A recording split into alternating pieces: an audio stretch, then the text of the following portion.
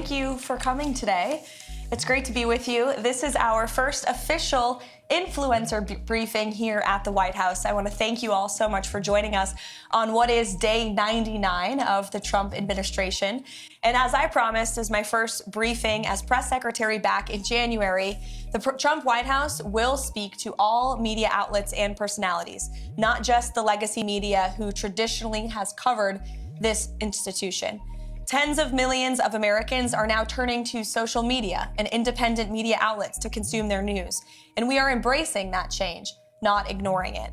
It's well past time that the White House press operation reflected the media habits of the American people in 2025, not 1925. And thanks to President Trump, a select group of DC-based journalists no longer have a monopoly over press access here at the White House. All journalists, outlets, and voices have a seat at the table now, and you being here today for this briefing proves that. Today officially marks the 99th day of promises made and kept by President Trump.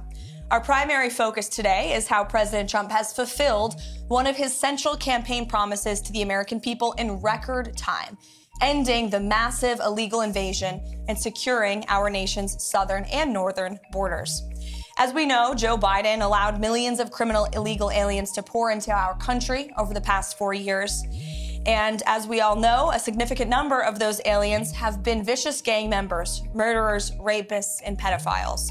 Innocent Americans like Laken Riley, Jocelyn Nungray, Rachel Morin, and many others have been murdered because of Joe Biden's open border.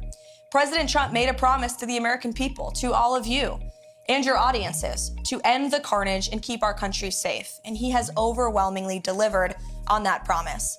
He immediately declared a national emergency on the southern border, deployed the U.S. military and Border Patrol to repel the invasion, and ended reckless catch and release policies. And as a result, between the inauguration and April 1st of this month, only 9 illegal aliens were released into the United States of America. This is a staggering 99.99% decrease from more than the 184,000 illegal aliens who were released into the country under Joe Biden during that same period last year. You can't get much better than 99.99% decrease. Total attempted illegal crossings at the southwest border hit a record low in February, only to fall to another record low again last month in March. President Trump signed the Laken Riley Act into law, requiring illegal aliens arrested or charged with theft or violence to be detained. And he reestablished the successful Remain in Mexico policy from his first term.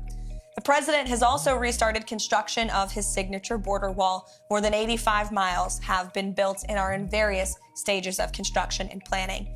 He designated cartels as foreign terrorist organizations, invoked the Alien Enemies Act to apprehend, detain, and remove these massive threats who have flooded our country.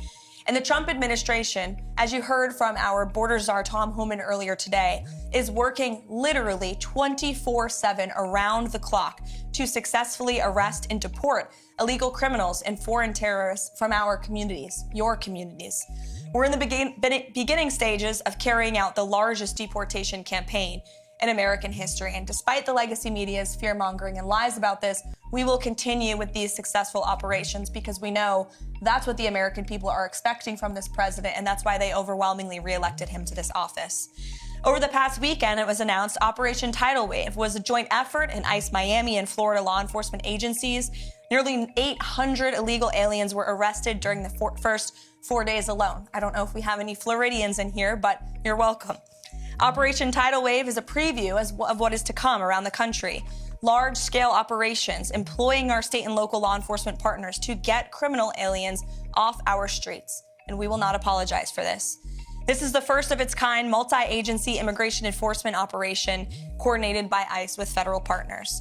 And this multi-day operation has so far resulted in nearly 800 illegal aliens apprehended in 4 days, including MS-13, murderers, rapists, drug traffickers, and human rights abuses. So, safe to say President Trump made a promise to all of you, your audiences, and the American public to secure our nation's borders. He has overwhelmingly delivered on that promise. And you will see the legacy media has nitpicked stories to try to drum up sympathy for people who broke our nation's laws. This White House has sympathy for American citizens, for law-abiding families who are doing what's right, who came here the right way. That includes legal immigrants who have come to this country, paid their dues, waited their turn, and are now being cheated and ripped off were being cheated and ripped off by the previous administration. We are putting Americans first every day, and we applaud the ICE agents and Border Patrol agents who are on the ground doing this important work. That's just the border. Of course, the president has been working incredibly hard to unleash the might of our economy here at home. He's in the process of negotiating fair trade deals abroad with many countries around the world who have come to the table because the president is using the leverage of this office of the United States of America to leverage our economic might and to cut good trade deals. You also look at what's happening on the world stage when it comes to foreign policy. The president has put the world on notice. They all understand that we have a commander-in-chief in the Oval Office who is going to put America and our troops first, who's going to do what's right for our country, our nation, our people, even if that means making tough decisions. And we are closer today to a peace deal in Russia and Ukraine, certainly than we were when we took office on January 20th. If you look at the situation in the Middle East, Israel has never had a stronger friend than they do right now in the Oval Office with President Trump. We've had more than 75 hostages who have returned home from around the world, or wrongfully detained individuals. You can only do that if you have a president who's unafraid to use the leverage of the United States. So there are many accomplishments to talk about this week. I haven't even mentioned the restoring common sense effort of this administration to get men out of women's sports, to root out DEI and waste, fraud, and abuse from our federal bureaucracy. The president has done so much in such little time, and we're working very hard here every day. We appreciate all that you do on social media to push what the president is saying, but also sometimes question it. And we relish independent journalism. And I hope you all have seen the president, myself, anybody in this administration. We are unafraid to take questions. This has truly been the most transparent and accessible presidency in American history. So with that, let's kick it off. And I'm happy to take your question first, Erin. Thanks so much, Karoline, both for having us and for granting me the first question here. Sure. And I can attest to the deportations in Florida. My Uber drivers finally speak English again, so thank you for that. But my question for you is, what are the administration's plans for those who continue to defy the executive orders? Most notably, on my mind, are the ones related to what some would call trans men. I would call men masquerading as trans women, which are men masquerading as girls in girls' sports. Sure. Obey federal law, or you will be prosecuted. Obey federal law, and you could see your federal funding cut. Whether you are a college or a university, we have seen the president, again, using the leverage of this administration and to negotiate deals with some of the biggest colleges and universities in this country. And if they don't want to come to the negotiating table to apologize for the federal laws they have broken, to apologize for allowing Jewish American students on our nation's campuses to be unlawfully bullied and harassed, then there's going to be consequences for that illegal behavior. Same thing with men in women's sports. The president signed a very strong executive order, making it the policy of the United States federal government that there are only two sexes, male and female, and we are not going to tolerate biological men competing in sports or impeding in private spaces for women like myself or you. And we've seen states defy this federal order. You've seen the state of Maine, unfortunately, because of their liberal governor, who nobody in that state disagrees with, I will add, being from New England, I can attest to that. People are incredibly fed up with her trying to oppose this common sense message. You've seen young women who have had to go on television to plead with their governor, please stop letting men play against me in sports. We shouldn't live in a country where that even has to happen. The president deeply understands that. That's why he signed that EO. And when Maine decided not to follow it, the Department of Justice sued them. So anyone who disobeys federal law will be either prosecuted, sued, or say goodbye to your federal funding. Sure. How about to the back in the red tie? Hi, one of my main questions is, when will the border wall be completed? Because it's been talked about for a very long time, and a lot of people want to know when can we expect that to be done? Sure. I don't have an official timeline for you, but certainly it's a priority of the administration. The president has talked about this for years, right? It was his signature campaign promise dating back to 2016. People laughed at him when he originally brought this idea up, but now the whole world recognizes a border wall is effective. It's a necessary means to secure your nation's territorial borders. Democrats like to have borders outside of their homes, or walls outside of their homes, for a reason, because they know it repels invaders. And that's why the president wants to do that at the southern border. There has been more than 85 miles built just since January 20th. It's obviously the goal of this administration to build as much border wall as we possibly can. And we need Congress's help to do that. We need more federal funding. The president's working closely with Speaker Johnson and Senate Majority Leader Thune to pass a solid reconciliation package that not only provides more funding for our ICE agents and Border Patrol agents on the ground, but to continue construction of that border wall as well. Sure, go ahead. Madam Leavitt, congratulations on this endeavour to bring in new media, and can I start by thanking you for including the British, and I'm deeply proud to be the only British representative here. I hope in future events you might include more. Thank you. I've got two questions, if I may be so bold, regarding my little old country across the pond. First and foremost, it's regarding trade deals. So your Vice President Vance, said, no free speech, no deal. The British Business Secretary, whose name is Jonathan Reynolds, has said that in the trade talks with the Commerce Department, the US Commerce Department, there has been no material, that free speech has been not a material factor in negotiations. So my first question is it the case that free speech is no longer part of negotiations? And my second question, if I may, is in Britain we have had over a quarter of a million people issued non-crime hate incidents. As we speak, there are people in prison for quite literally reposting memes. We have extensive prison sentences and for tweets, social media posts, and general free speech issues. Would the Trump administration consider political asylum for British citizens in such a situation? Well, to your latter question, it's a very good one. I have not heard that proposed to the president, nor have I spoken to him about that idea, but I certainly can and talk to our national security team and see if it's something the administration would entertain. Yes, please. To your first question about free speech in the United Kingdom, the vice president has been incredibly outspoken about this for good reason. And the president has spoken about this as well directly with your prime minister when he was here for a visit to the White House. So it remains a critical endeavor of ours to show the Brits and your country, which we love and admire, about the First Amendment and the importance of free speech in a sovereign nation. As for the trade talks, I understand they are moving in a very positive way with the United Kingdom. I don't want to get ahead of the president or our trade team and how those negotiations are going, but I have heard they've been very positive and productive with the United Kingdom.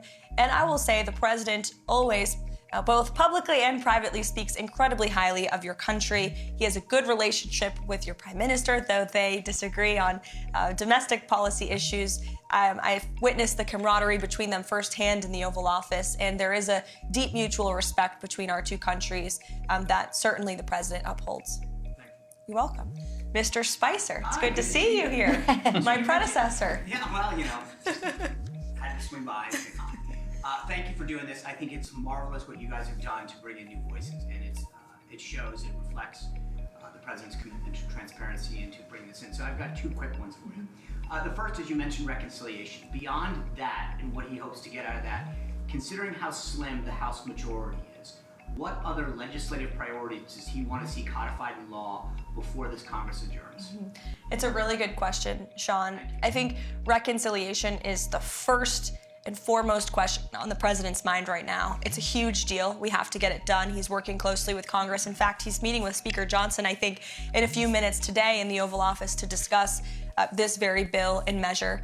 Aside from reconciliation, which we hope and are very confident will include more funding for border wall construction and mass deportations, as I mentioned earlier, but it's also very important that we get tax cuts passed. That is the second step in the Trump economic agenda. The president has used every executive lever he can to slash burdensome regulation, and we continue to do that every day across every agency. Administrator Zeldin is doing a fantastic job at the EPA, I may add, but every cabinet secretary is getting rid of regulation very seriously. The president is certainly working on unleashing American energy to drive down costs, but tax cuts are a critical component of really seeing the Trump economic a formula be put together. So he wants to see tax cuts passed in this reconciliation package. That includes no tax on tips, no tax on Social Security, no tax on overtime, no tax on Social Security for our seniors, of course, too.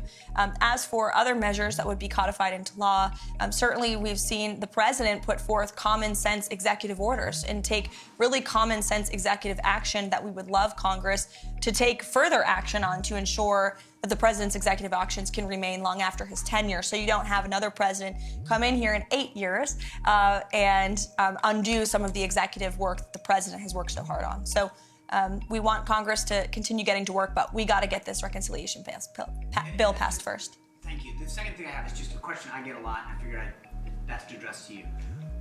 You've done a phenomenal job opening up the briefing room, bringing in new voices. The president's commitment during the campaign to do long-form podcasts was, I think, extremely helpful to this new media environment that we live in. But a lot of conservatives will ask me, why does he sit down with people like Terry Moran of ABC or Jeffrey Goldberg of The Atlantic? What is the rationale behind that, rewarding people who have very vehemently expressed disdain for him personally? Because the president is unafraid, and he is inspired by competition, and he likes to talk to people face to face. And I think that's one of his best attributes and qualities. We live in an incredibly divisive country, unfortunately, that has been really the result and consequence, frankly, of the fake news and the hoaxes and lies they have driven at this president for the better part of the last decade now. But the fact that we still have a president who has been a victim of these hoaxes, these lies, these smears by so many legacy media outlets and reporters, yet he's still willing to sit down with them, look them in the eye, look them face to face, and take them to task and share the truth with them and his perspective, I think is what the American people deserve in a president. And it's certainly a stark contrast to what we had in the previous administration, a president who was hiding, who actually used this beautiful South Court auditorium, which we're happy to be in today, but he used this like it was a fake Oval Office, weirdly, oddly. He was missing in action. He called lids at 2 o'clock in the afternoon. For those who don't know, a lid is when we tell the press to go home for the night. And he was doing that midday. That is not acceptable around here. I will tell you, we're working very early through the very late hours of the night. And the president's willing to talk to anyone, not just journalists who have really been posing as journalists but are actually left-wing activists, but also if you look at our adversaries and our competition abroad on a foreign policy scale, you know well in the first term, he went to North Korea.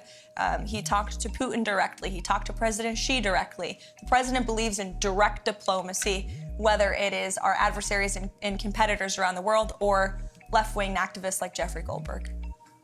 Sure, Emily. First of all, thank you for having us today. It's a pleasure to be here. You mentioned, obviously, it's no secret, America has been Israel's strongest friend, greatest ally. Unfortunately, as you know, Idan Alexander is still being held in Gaza. He's both an American and an Israeli citizen. Last we heard, allegedly, Hamas has lost all communication with him. And I was wondering if there's been any update in terms of getting Idan home. Sure. First of all, the reports last week were from Hamas media, and so we always take that, of course, with a grain of salt. We do our own verification on those reports. I talked to the National Security Council about Idan Alexander last week, as this is obviously a priority for the administration, and all I can tell you is that I can assure you that the Special Envoy Witkoff, Adam Bowler, who's been leading some of our hostage negotiations, Mike Waltz, the entire national security team, finding him and bringing him home is a priority for this administration, and they continue to work very hard on that every day. Thank you. You're welcome. Chad. First of all, thank you for the hospitality, always open and welcome, and thank you for the access. And I'll say to you again, for everyone, what I said to you a few weeks ago when we were here. I said, it's so refreshing to have a press secretary after the last few years who's both intelligent and articulate. Thank you for that. I think that a lot of people would be curious to know if we have any details of what the private conversation between Volodymyr Zelensky and the president was there at the Vatican. I imagine that we don't know at this stage of the game, but more specifically, back to the border issue, the DOJ stated on Friday that they were floating the idea of potentially subpoenaing journalists to get access to whistleblowers. We know the last administration did not treat whistleblowers very well. There's numerous ones who, although still employed by the FBI or the DHS, have not received back pay and haven't truly, they've been employed but they're not reinstated. So I'm wondering, does this administration have, do they believe that we should reinstate the whistleblower, like Agents Garrett or O'Boyle or Friend or, Stevenson with DHS, who blew the whistle on the child trafficking involving the cartels under Joe Biden? He too is yet to be brought back. Do we have a position on that? Sure. Well, for each individual agency, secretaries of those agencies obviously have deference over who they hire, who they fire, who they promote. I can tell you certainly the president commends anyone who steps out and speaks the truth, especially against the malpractice that we saw over the last 4 years under the previous administration. I could speak to the 2 cases at the Treasury Department. The 2 whistleblowers there who blew the whistle on the Hunter Biden tax fraud case have been promoted by Secretary Bessent. So certainly we commend anyone who has the courage to step up and speak the truth. And as for those who unfortunately try to leak, especially classified information to the legacy media to put our troops in harm's way, our law enforcement officials at harm's way, leaks like that will not be tolerated. But those who are seeking to protect the truth will certainly be commended and applauded for that. Sure. Rogan, go ahead. Hi, Karoline. Good to see you again. Great to see you as well. Great job this morning, and as always, you're really crushing it. My question is about the Epstein files. And a couple months ago, the DOJ released what they called phase 1 of the Epstein files, and they announced that a lot of those files, the remaining files, probably the bulk of the files, are actually in the New York field office. They requested that they be returned the day after, and some legacy media reports show that not only were those files returned to the DOJ, but that hundreds of FBI agents are going through them day after day and getting them ready for public release. Do you have any updates from the DOJ or the FBI on when those files are expected to be released, and also when we might start seeing some arrests of the client list? Sure. I can assure you that the Attorney General and her team at the Department of Justice are working on this diligently. For a specific timeline, I'd have to check in with them, and we can certainly do that for you, Rogan, in the effort of transparency. But I will tell you, the Attorney General is a bulldog. She is someone you want on your team, and when she wants to get something done, she gets it done. I've seen her do it in various instances already in her time as Attorney General, and when she makes a promise, she keeps it. So I think I don't have a specific timeline on you for that, but I do know that they're working on it over there. Sure. Go ahead. Thank you for having us here. I've noticed, this is kind of like a repeat of 2016, the legacy media has gone back to not reporting anything on President Trump. In the beginning, we had them reporting everything that he was doing. Now they're kind of going back again to not reporting everything that he is actually doing. I'm kind of the nerd when it comes to reporting. I'm not the headline news girl, I'm the nuts and bolts. I'm the policy type nerd. So what direction do you advise kind of me to go into, like the White House files that y'all send out every single day?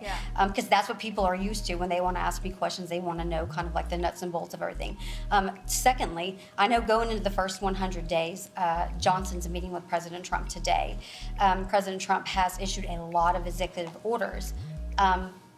What about codifying? Is that going to be a conversation President Trump is going to have with him about possibly a timeline of just taking them from EOs into codifying them, into making them permanent, so we don't have another president that comes in, possibly a Democrat, that completely overturns everything that President Trump has done? Yes, as I spoke to Sean's question earlier, absolutely. We want Congress to get to work. First thing is the reconciliation package, like I said, border and tax cuts. That's on the president's mind, but of course he wants to see Congress move to codify all of the incredible things and work that he's done via executive order.